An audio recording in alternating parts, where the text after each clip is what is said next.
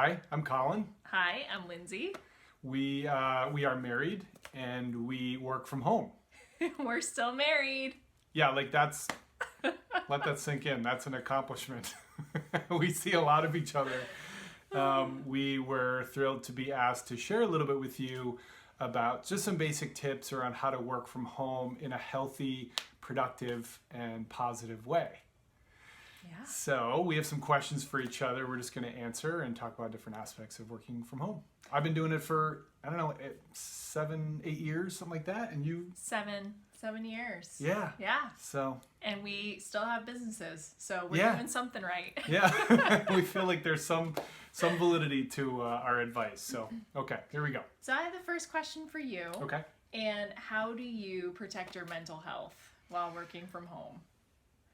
Yeah, that is actually probably the biggest part of being an entrepreneur and working from home is managing your mind and managing your emotions and what we call our mental well-being. So it has not been easy. I've learned a lot the hard way through trial and error, but what it comes down to for me is I try to really focus on what I can control and what I can't control. So I try to let go of outcomes like, will this exact project pay off immediately? And I just focus on the process. What I want to get up and do every day that feels productive and positive and, fruitful. And so I have daily self-care actions that I take. I meditate every morning.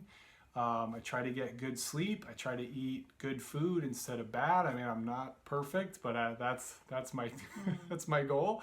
And I try to absorb good social media content. And the reason websites and social media, the reason I do that is because I don't know if you've noticed, but the news is kind of a source of panic and just a lot of negativity all the time. And it's easy to get swept up in that, but you can just as easily read something that is positive. I love a site called Good News Network. And they, will talk about stories of how a community comes together to raise money for somebody with a terminal illness, right? So something emphasizing the kindness and the connection that's happening between people. Uplift is an app that you shared with me. Yeah, it'll actually pull together from several different sorts of positive news. I encourage you to try that. One thing I've noticed is that when I absorb negative news, I feel very like I want more. Like I create this negative cycle. But when I read something positive, after a couple, I'm like, oh, that's so nice. And I feel almost like released of that paralysis and I want to get back into my work. Yeah. So that's great. Something to keep in mind. I also have an app called Freedom, which can block YouTube, Facebook, the websites that you choose that you feel are distracting for a certain amount of time. And that has been really helpful. And, I'm not perfect at this. I fall off the sort of habit wagon from time to time. And in that case, I just go as small as I can and I start. I try to do one healthy thing each day and I try to build on that, and that usually gets my momentum going again. When I protect my mind, I'm in a much better space to get work done, to be creative, to be collaborative. So that's really, mental health is really important. All right, so question for you, Lindsay. I'd love to hear your take on this. As someone who is very productive, I see you that way. I think others do too. How do you stay productive? And how do you set up a home office? Yeah.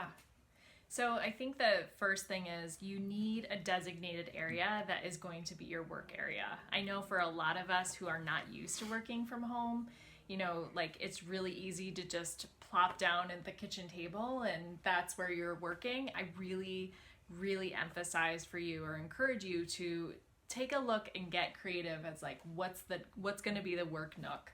And make sure that you have a good chair that you're sitting in, and also to raise your laptop to eye level because you really don't want to hurt your neck. Like we are two people that both have some neck injuries from not doing that early enough. So really emphasize on the comfort and the ergonomics of your workspace. And also when you have a designated workspace, that means that you can leave it at night, just like when you commute home. And I think a really great practice, a habit that I want to get back into, is doing a walk around 4:30 or whenever my end of the workday is, because that is almost like your commute, like your decompressing time, and you leave work behind. So that I think is really helpful.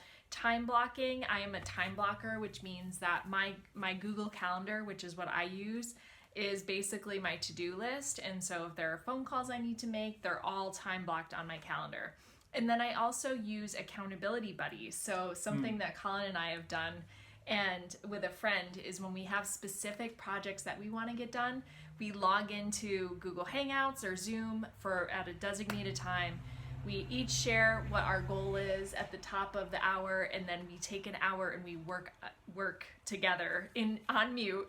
And that's just some extra accountability, and also you just don't feel alone while you're working. So if you're just doing laptop stuff, that could be a really great way to stay on track. So those are some of the tips that come up for me. Yeah, that's great. It can be very isolating. Oh, and yes. So even having the presence of another person, coworker, somebody through Zoom, that makes a lot of sense. You're there. Yeah. We're both doing this. Yeah. Cool. Okay, another question for you, Lindsay, that I think is really in line with the work that you do. I know you practice this and also you coach and you teach people this, is how to stay visible.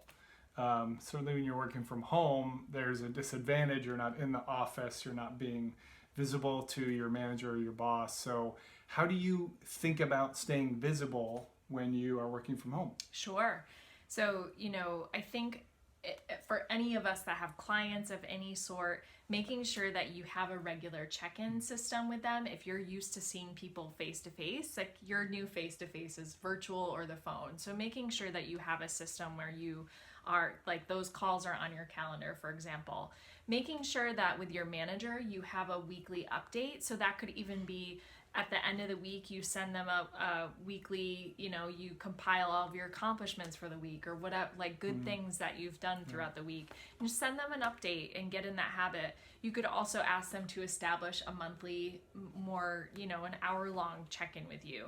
But it's really up to you, I think, to take the reins on that. Don't wait for them to come to you. I think it's also really important when you are showing up on Zoom or Google Hangout, have your camera on if you can, like the more that's being visible, right? So the more that we can see faces during this time, I think that is really important. And if you are doing any professional development webinars, like introduce yourself on the chat, make sure that people like have your LinkedIn or, how to get in touch with you, because those are really great connection opportunities.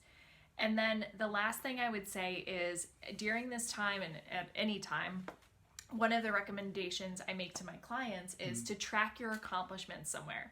So a couple days ago, I had a woman say that she just has a draft email to herself open, and she like throughout the day or the week will just put in any compliments that she gets, any recognitions, any accomplishments that she has, and that's her place. And this is really comes in handy too for updating your resume or your LinkedIn profile.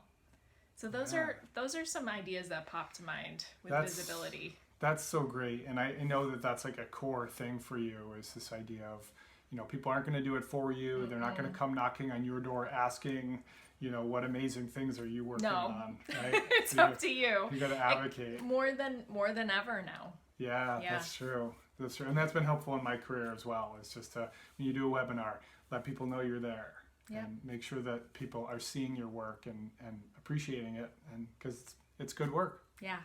Last question goes to you, Colin. Okay. So how, it kind of goes in line with the mental health thing, but how do you prevent isolation?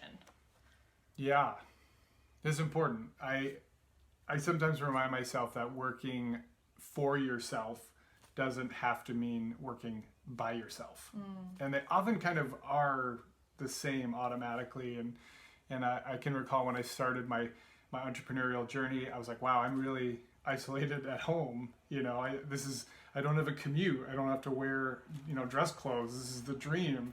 But I actually felt very lonely and separate. So things that are really valuable to do, to cultivate some accountability partners. We talked earlier about this and this idea of using Zoom or something to co-work with somebody, create that human connection so that you're not alone. You can always, like check in with somebody where you're like, I want to see if I can get to this project goal by the end of the day, and can you check in with me to see if I did it? That's great. Right. Yeah. And also like celebrating some of those small wins. I mean, think about when you're in an office or when you are at a job site, when you get something done, you kind of like, you're like, I did it, and people notice, right? Yeah. And that isn't necessarily the same at home. So how can you celebrate that? How can you like build in like, yes, I get a victory half hour, to decompress, or just some way to celebrate it or let people know. The other thing you can do that I think is really helpful is set a small goal of social time with, somebody in your life who's important to you, and just kind of build on that over time. Something I do with friends is after I see somebody at the very end of our hangout, I schedule the next time we're going to hang out right then and there. So we don't play the schedule game, and we continue to be in each other's lives. And that has been just like a huge part of not feeling isolated, is not always like leaning on your coworkers. In a way, it's kind of a good thing. You can look for people who you really like would choose and do connect with, and have that connection with them. Yeah. The last thing is kind of funny. I think you'll get a kick out of this, but is this notion of treating your coworker their time as valuable. So you are my coworker, and there are times when I get stressed out by something, or you do, and there's this tendency to go like, can you believe what just happened? And you're like fully interrupting your coworker's attention span and their like work, right? Yeah. So sometimes we actually will email each other, will you look at this when you have a chance, or can we schedule a time to talk about this? Not because we don't talk about lots of things in our relationship, but to treat each other's work time as valuable. And I think the reason that helps cut down on isolation is when you show other people you're respecting their space and their time, they're going to appreciate that and respect yours as well. And so you just develop a healthy kind of community feeling when you're working from home. Because it's so easy to just, go out in the kitchen or whatever, and there's like, maybe your partner is there, or, right? And now you're like in each other's Here's stuff. Here's a funny question you can ask. Am I in your office right now? Because, man, I'm so guilty of this. A number of times you've been working at a desk in the kitchen or something, and I'm just like come in and start talking, and it's like, I just walked into your office and just started spouting. Yeah. Right? That's, So, like, awareness. is this your space? Is this an okay time? Because I can email you, or I can schedule. The other thing, can I add one more for isolation? Please. I was just thinking about, productivity, and obviously like a big part of productivity is like, make sure you're still like committing to going to bed on time. Yeah. Make sure that you're still getting up at a certain time and logging in, whatever that looks like for you. But getting dressed, for me, that helps me with isolation, because I will be way more likely to do a Zoom call with camera on. I will, if I'm actually putting some thought into my appearance, and it also makes me feel more confident. So if I have something, I'm wearing shoes right now, like if I have something where I want to feel good, like I put on my shoes, and I have my house shoes, right? So these are little things that you can that can really help you feel better about yourself, and you can show up. Yeah, it keeps you from thinking like everyone's forgotten about me, or my work isn't important. And that is not true. Your work is important and you are needed. And so these are just like little hacks, little tricks to keep that healthy, positive mind frame going and help you enjoy your work as you're working from home. Right on. That's what we have for you.